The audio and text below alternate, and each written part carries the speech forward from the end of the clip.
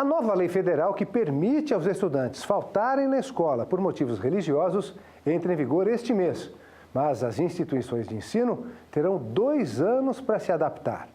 Antes da lei, o único caminho era recorrer à justiça, como fez uma estudante adventista que cursava biomedicina e estava para se formar na Grande São Paulo. Dia de relaxar, passar mais tempo com as filhas e de ler, mas nada relacionado a trabalho.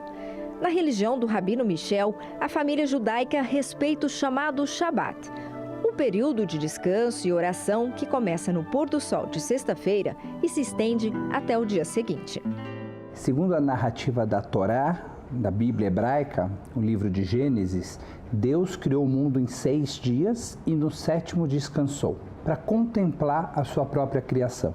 Nós imitamos Deus, copiamos Deus todas as semanas, quando no sábado, no Shabat, dedicamos esse dia ao descanso e à contemplação. O sábado tem a ver com uma restauração, com uma redenção de muitas coisas que a gente perdeu. E outra religião não tão antiga quanto o judaísmo, mas que também segue o ritual de descanso sagrado, é a adventista do 7º dia. No Brasil já são mais de 1,5 milhão de fiéis. É muito comum as famílias adventistas se reunirem e fazer um culto de pôr do sol. Isso é muito comum, a gente come algo especial, é um dia muito especial para a família sabatista, as crianças gostam do sábado, a TV geralmente é desligada, as pessoas não se conectam mais no trabalho, elas geralmente desligam o celular para tentar viver uma experiência familiar e espiritual. E aí ela entra no sábado. O dia do sábado a gente vai para a igreja.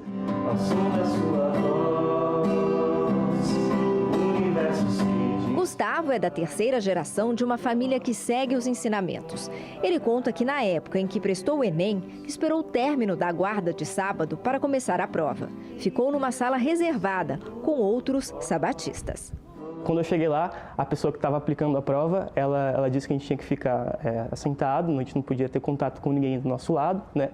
E a gente poderia dormir, né? Que foi o que eu fiz no caso. E no máximo comer alguma coisa, né? Até dar o horário da prova para poder ser aplicado. Mas não é sempre que as pausas sagradas de estudantes fiéis são respeitadas ou compreendidas. Carla entrou para a Faculdade de Direito.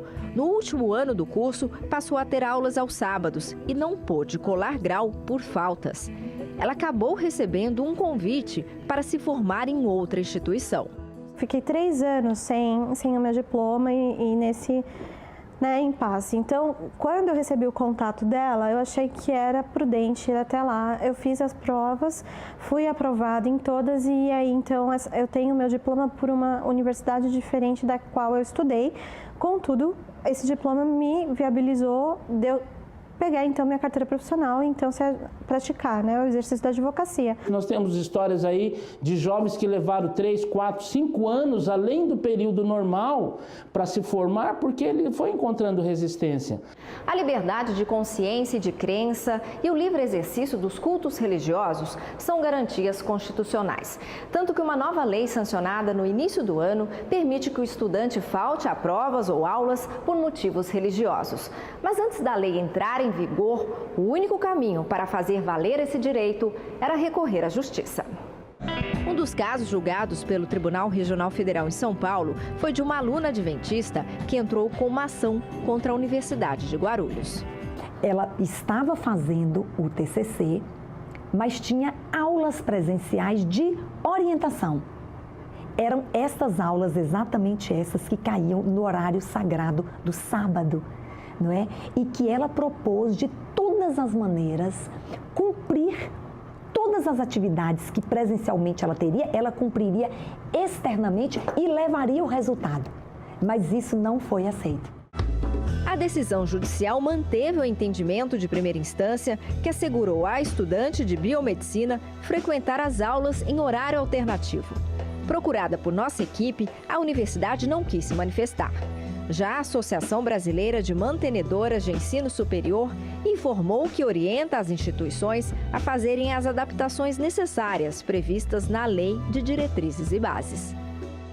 A justiça, ela, através desse acúmulo de casos que foram se sucedendo, naturalmente contribuiu para sensibilizar os legisladores de que é importante levar em conta a questão religiosa. Não estamos falando de uma legislação isolada, estamos falando de um instituto jurídico contemplado, inclusive, quase que universalmente pelas maiores democracias do mundo. Então, toda vez que é possível, sem prejudicar a maioria da sociedade, a gente respeitar a religião, a fé, a necessidade de algum grupo minoritário da sociedade, eu acredito que isso é algo fantástico.